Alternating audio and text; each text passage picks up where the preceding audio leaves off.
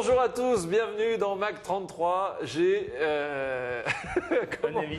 comment dire j'ai une star et son ami. J'ai avec moi deux anciens joueurs, un ancien entraîneur, Lilian, donc c'est vous l'ancien joueur, meilleur buteur encore en activité en Ligue 1. On va en reparler. Et Michel Pavon, pourquoi ça vous fait sourire, Michel? Ah bon. Et Michel Pavon, donc ancien joueur, ancien entraîneur, et responsable de la cellule recrutement, ouais, comment on dit? On va dire ça. On va dire ça. Et alors, faut pas hésiter à lever pas le micro. Oui, c'est la première fois qu'on a la chance de recevoir Michel Pavon dans ce studio, depuis la création de la chaîne cet été. Et c'est aussi la première fois qu'on reçoit Lilian. Lilian, tout d'abord, pour ceux qui vous retrouvent avec plaisir, comment ça va? Ben, très bien. Tout va bien, c'est pour ça que je suis ici. Non, tout va bien. Mais après l'arrêt du football pour le moment, depuis juin. Vous avez quitté Nice, vous êtes revenu à Bordeaux. Voilà, tout se passe en famille maintenant. Donc c'est quelque chose d'appréciable qu'on n'a pas connu pendant un petit moment. Donc c'est sympa. Après, le quotidien a changé, on va dire, puisqu'il n'y a plus le football, mais on essaie encore de s'entretenir un peu. Oui, voilà. Alors attendez, on va remettre parce que votre superbe blouson ne supportait pas le micro. Et d'ailleurs, oui, c'est pas pour rien. On va pas donner de marque, mais c'est vrai que c'est devenu une de vos activités. Vous avez ouvert un magasin de prêt-à-porter tendance, on va dire. Oui, tendance, c'est des marques qui passent sur Bordeaux. Voilà. Après, on s'est lancé un petit peu là-dedans avec mon meilleur ami, sa femme et ma femme, et donc c'est eux qui s'en occupent un petit peu. Et voilà, donc.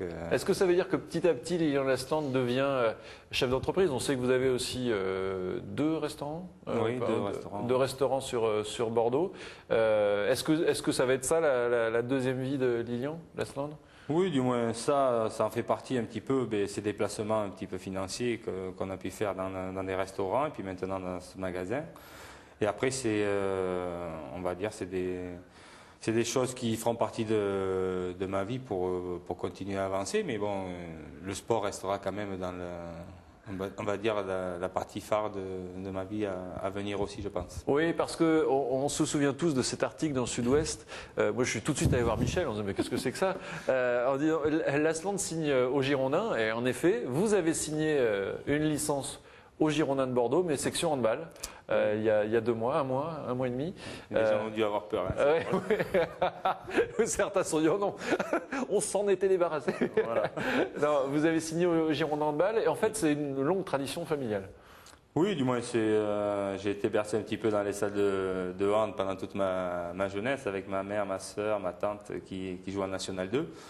Et puis maintenant, pour oublier un petit peu le football, je suis parti un petit peu au hand, et puis ça me permet, comme je vous dis, de continuer à m'entretenir. Puis c'est un sport que j'aime bien, donc on m'a donné l'opportunité de signer une licence. J'ai demandé d'abord au préalable si j'avais le niveau de pouvoir jouer, puis on m'a dit que c'était possible, donc je me lance un petit peu là-dedans. Après, on verra jusqu'à quand ou quoi que ce soit. Mais c'est sympa, il y a une bonne ambiance, une ambiance familiale. Et puis, besoin de compétition? Voilà aussi, ça un petit peu qui manque.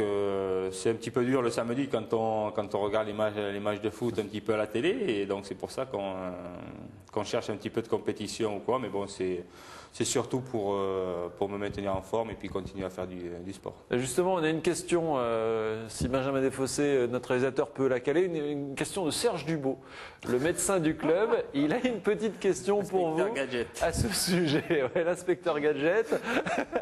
C'est grâce à lui aussi que vous avez pu aussi bien jouer quand vous étiez à Bordeaux, au moins sur la fin de la carrière, parce qu'avant c'était un autre médecin qui est toujours là d'ailleurs, toujours dans l'environnement du club.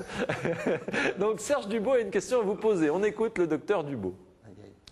Bonjour Lilian, tu sais que toute l'affection que je te porte, mais je me pose quand même une question. Depuis que tu fais du handball, est-ce que tu es aussi bon avec tes mains qu'avec tes pieds?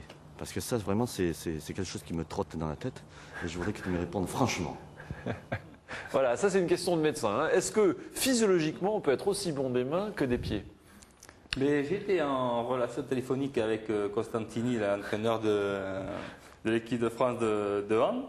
qui m'a dit qu'un footballeur pouvait s'en sortir au handball, qu'un handballeur ne pouvait pas s'en sortir au foot. C'est-à-dire que c'est moins technique? Voilà, non, c'est pas moins technique, mais je pense que naturellement, on est plus habile des mains que des pieds. Moi, je pense ça dans la vie de tous les jours. Je pense que c'est comme ça. Maintenant, attraper un ballon avec les mains, c'est peut-être plus facile qu'avec les pieds. Donc, Serge, déjà, je te félicite pour ton nouveau look à la De Niro. Au départ, je crois que c'était De Niro qui me posait une question. Il paraît que De Niro s'est inspiré de Serge Duhaut. Je sais pas. Ouais. Voilà, non, mais après, on va dire, c'est technique, mais on va dire sur des shoots ou quoi que ce soit, c'est un coup de poignet à prendre. Et puis après, c'est avec la détente, la vitesse aussi. Voilà, mais on après, peut trouver aussi dans le foot. Les efforts sont différents. C'est plus de l'intermittent qu'on fait que peut-être de l'endurance au niveau du foot qui était compris, on va dire comprisé un petit peu plus. Mais après, ce qui est différent du foot, c'est que c'est des tactiques qui sont mises en place, qu'il faut retenir, on va dire. C'est quand le meneur de jeu annonce une tactique, si on ne s'en rappelle pas ou quoi que ce soit, mais un peu liquide dans la merde. Mais bon. Ouais. Sinon, c'est sympa. Moi, ce que je recherche un petit peu, c'était le groupe aussi, et de pas, parce que bon, quand on se retrouve un petit peu tout seul, des fois à s'entraîner ou quoi que ce soit, ce qui nous manque, c'est un petit peu ça, l'ambiance du groupe, l'ambiance de tout ça. Michel a plus d'expérience de ça. Oui. Mais quand on parle de groupe et qu'on vous a en face l'un de l'autre, on se dit que vous avez fait partie d'un groupe, aussi bien en joueur qu'en entraîneur. D'ailleurs, un groupe qui a marqué aussi l'histoire récente du club. C'est vrai que là, j'ai ressorti ce trophée, d'ailleurs que vous avez pratiquement jamais vu. Hein, vous me disiez avant l'émission. Ah oui, on l'a brandi, c'est vrai. Et puis après, brandi avec un I et pas avec un Y. Enfin bon. Non, Brandi. Oui, non, d'accord. Michel, quand vous voyez Lilian, est-ce que vous repensez justement à toutes ces années où, avec ce groupe, avec les Wiltord et Fenduno, enfin voilà, tout ce... De toute façon, quand on se revoit avec n'importe lequel de ce groupe-là de 99, à un moment donné, on parle de cette saison. Parce qu'on a tous ces mêmes souvenirs on a vécu une année ou même plusieurs années extraordinaires. Donc, à un moment donné, on arrive toujours à parler d'un moment d'une saison qu'on a fait tous ensemble.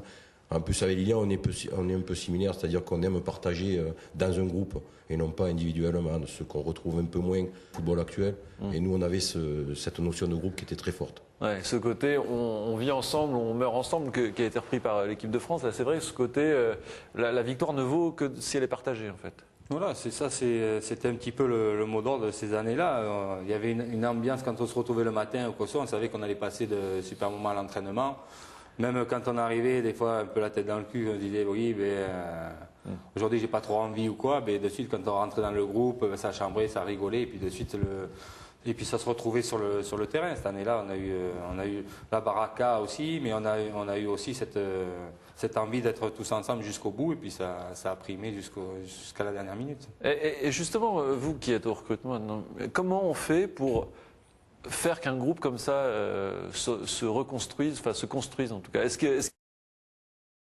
que c'est vraiment une émulation Non, il faudrait connaître tous les tempéraments de chaque joueur et essayer de trouver le bon équilibre. C'est très très complexe de trouver ça. Avant tout, on recherche les qualités du joueur et on essaye de se renseigner dans son environnement si les qualités humaines qu'il peut avoir, mais on s'aperçoit malheureusement que c'est pas le football, hein, c'est la société qui devient plus égoïste et on se retourne plus vers soi-même, vers l'individu que une vers carrière, le collectif. Voilà, sur une carrière. Ouais. C'est plus ça qui change, mais c'est pas spécifique au football, c'est spécifique à tout ce qui se passe dans notre société. Ouais. Justement, tout à l'heure, on verra des images des jeunes du centre de formation. Hier, c'était Noël. Vous y étiez, Michel? Ouais.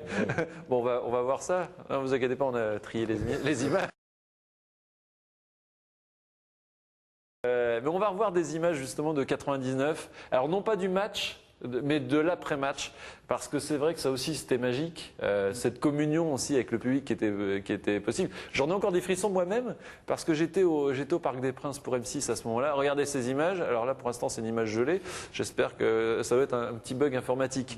Mais on a vu quand même, on a vu des cheveux bleus. C'est vrai que ce soir-là, au Parc des Princes, le parc était devenu votre maison. Regardez, là, il y a le côté émotion. Là, c'est un basque. Heureusement qu'il y avait la ceinture. Hein. Bon, il y a le côté émotion, c'est vrai. C'est vrai que tout le monde s'y est mis. Bibi dans les bras de Vénerbia. Quand vous les revoyez, est-ce que aussitôt ça vous replonge tous les deux dans...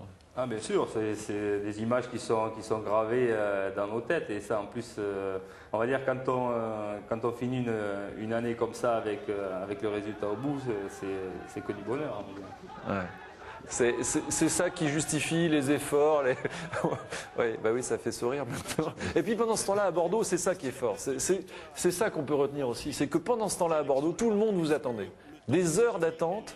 Voilà, vous preniez votre avion, vous aviez hâte aussi. Avec le président qui savait pas s'ils allaient, te rappelles, Michel, qui savait pas s'ils allaient faire ouvrir le stade ou quoi que ce soit. Et on lui a dit qu'on préférait nous parce que c'était là où ça s'était passé, on va dire quand même le titre. Non, mais en fait, la semaine d'avant, on joue Lyon et on avait annoncé qu'on viendrait avec le titre au stade Lescure après le match.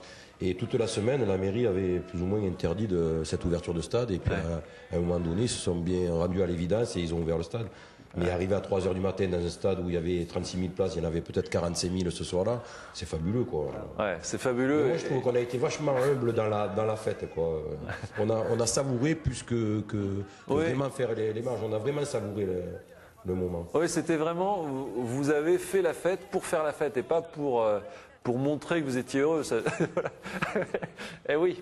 Non, ça, c'est fabuleux. Ouais, c'est fabuleux. C'est fabuleux. Ce qu'on peut retenir de 99, moi, quand j'en parle à des personnes que je côtoie au quotidien, des supporters, ceux qui nous disent, c'est que la joie qu'on avait, nous, entre nous, eux, ils la ressentaient.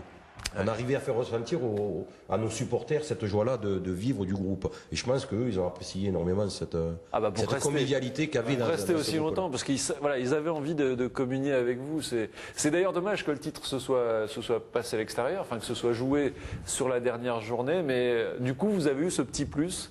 La fête et le fait de voir qu'ils vous ont attendu. Oui, c'est clair, parce que, comme on dit, jusqu'à 4 h, je crois qu'on est arrivé vers 3 h, ou comme ça, jusqu'à 4 h du matin, les gens nous ont entendus, tout ça. Et nous, déjà, rentrer dans ce stade, on ne savait pas le monde qu'il y avait ou quoi. On nous disait, ça se remplit, parce qu'on appelait des amis à nous qui étaient ou quoi. Et de l'avion, en survolant Bordeaux... Non, on n'a pas fait attention. Il y a quelqu'un du groupe qui...